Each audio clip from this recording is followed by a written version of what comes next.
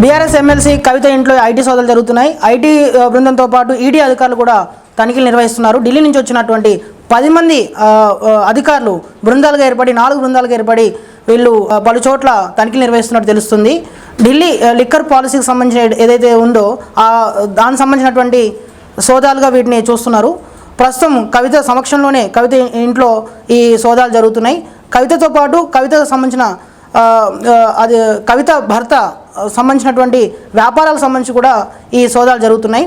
అయితే ఇది సరిగ్గా లోక్సభ ఎన్నికల ముందే ఇదంతా జరుగుతుండడంతో ఇది కాస్త ఇది రాజకీయంగా కనిపిస్తుంది అని పలువురు భావిస్తున్నారు. రేపు అందులోనూ ముఖ్యంగా రేపు మధ్యాహ్నం మనకి కేంద్ర ఎన్నికల సంఘం కూడా ఒక షెడ్యూల్ ప్రకటించే అవకాశం ఉంది. సరిగ్గా ఈ సమయంలోనే కవిత ఇంట్లో ఐటీ సోదాలు తదితర ఈ అంశాలన్నీ కూడా ఒక రాజకీయ కోణాన్నే చూపిస్తున్నాయని చెప్పి తెలుస్తుంది. ఇంతకుముందు సిబిఐ గతంలో ఒకసారి ఢిల్లీ లిక్కర్ పాలసీ సంబంధించినటువంటి అంశంలో కవితని ప్రశ్నించారు, విచారణ జరిపారు. దాని తర్వాత ఈడీ నోటీసులు పంపించిన తర్వాత సుప్రీంకోర్టు ఆదేశాలతో అది నెమ్మదించింది. ప్రస్తుతం అకస్మాత్తుగా ఐటీ సోదాలు జరగడం అయితే ఇది రాజకీయ కోణంగానే భావిస్తున్నారు.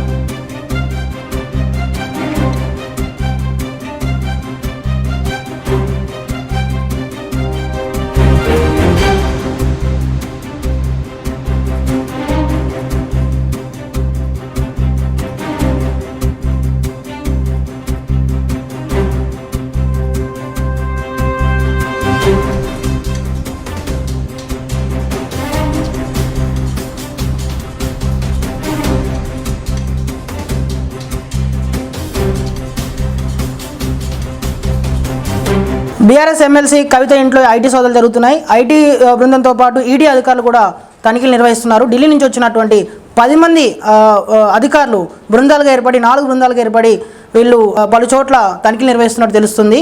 ఢిల్లీ లిక్కర్ పాలసీకి సంబంధించిన ఏదైతే ఉందో దానికి సంబంధించినటువంటి సోదాలుగా వీటిని చూస్తున్నారు. ప్రస్తుతం కవిత సమక్షంలోనే కవిత ఇంట్లో ఈ సోదాలు జరుగుతున్నాయి. కవితతో పాటు కవితకు సంబంధించిన అది కవిత భర్త సంబంధించినటువంటి వ్యాపారాలకు సంబంధించి కూడా ఈ సోదాలు జరుగుతున్నాయి. అయితే ఇది సరిగ్గా లోక్సభ ఎన్నికల ముందే ఇదంతా జరుగుతుండడంతో ఇది కాస్త ఇది రాజకీయంగా కనిపిస్తుంది అని పలువురు భావిస్తున్నారు. అందులోనూ ముఖ్యంగా రేపు మధ్యాహ్నం మనకి కేంద్ర ఎన్నికల సంఘం కూడా ఒక షెడ్యూల్ ప్రకటించే అవకాశం ఉంది. సరిగ్గా ఈ సమయంలోనే కవిత ఇంట్లో ఐటీ సోదాలు తదితర ఈ అంశాలన్నీ కూడా ఒక రాజకీయ కోణాన్నే చూపిస్తున్నాయని చెప్పి తెలుస్తుంది. ఇంతకుముందు సిబిఐ గతంలో ఒకసారి ఢిల్లీ లిక్కర్ పాలసీ సంబంధించినటువంటి అంశంలో కవితని ప్రశ్నించారు, విచారణ జరిపారు. దాని తర్వాత ఈడీ నోటీసులు పంపించిన తర్వాత సుప్రీంకోర్టు ఆదేశాలతో అది నెమ్మదించింది. ప్రస్తుతం అకస్మాత్తుగా ఐటీ సోదాలు జరగడం అయితే ఇది రాజకీయ కోణంగానే భావిస్తున్నారు.